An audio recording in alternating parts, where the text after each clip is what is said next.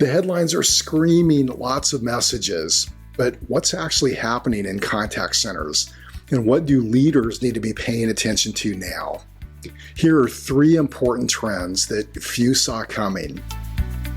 Welcome. You're with Brad Cleveland, bringing vision and clarity to customer experience, customer service, and contact centers. The first trend that took many by surprise, workloads in most contact centers are growing. In recent keynotes with broad cross-sections of contact center leaders, I've been asking a simple question from stage. By a show of hands, is your workload going up, staying about the same, or going down? The overwhelming majority indicate, often with chuckles and head nods, that their workloads are increasing. These are audiences of hundreds of leaders across many industries. It's a pretty good sample, and many just didn't see that coming. In fact, according to ICMI research, the state of the contact center in 2026, 58% of leaders predict AI integration will result in staff reductions. 39% expect staffing levels to remain about the same. But what's playing out on the ground looks different from what many are predicting. If 6 out of 10 contact center leaders are predicting staff reductions, why aren't we seeing that happen? And here are the major factors that are adding to contact center demand. Not all of them everywhere, but even 1 or 2 can have a big impact. First is unmet demand. In many cases, customers couldn't even get through quickly before. So as organizations improve access and service, that suppressed demand begins to surface. Then there's product and service complexity, connected devices, customized financial services, changes in insurance and healthcare. You get the gist here. The issues customers bring to us are getting more complicated, and contact centers are there to help with that. More channels. Phone, text, email, chat, messaging apps, social media, video. And as any experienced contact center leader will tell you, adding channels rarely replaces old ones. It just adds to the mix. Then there's the self-service paradox. The more routine interactions automation handles, the more complex problems land with human agents. Security and fraud. Scams are becoming more sophisticated, often using AI, and verifying identity and resolving disputes often requires experienced people. And organizations change. New products, subscription models, mergers, and CX initiatives all generate new questions from customers. So while AI is creating efficiencies for sure, these forces are expanding the scope and complexity of the work. Here's a second trend that took many by surprise. Gen Z is calling.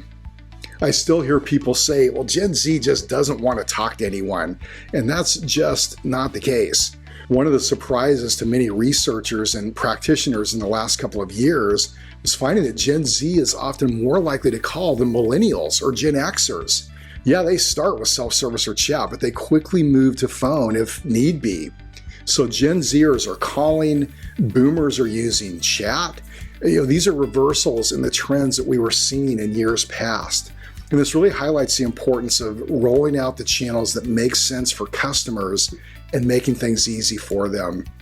It's a good reminder that customers don't think in terms of channels. We all think in terms of just getting help easily. Here's the third trend that few predicted. Contact centers are more important than ever. An assumption many made that proved to be dead wrong is that contact centers would become less important as AI becomes more powerful. So where is AI actually producing the most benefit right now? Research from Metrigy indicates that the top 3 use cases delivering value are, in this order, interaction analytics, WEM capabilities, as in workforce engagement management tools, forecasting, scheduling, quality monitoring, those sorts of things, and agent assist. Beyond these areas, we're seeing rapid growth in AI voice and text agents, automated summaries, translation tools, and a bunch of others. But interaction analytics are a game changer. AI can analyze thousands, even millions of customer conversations and surface patterns that used to take months to find.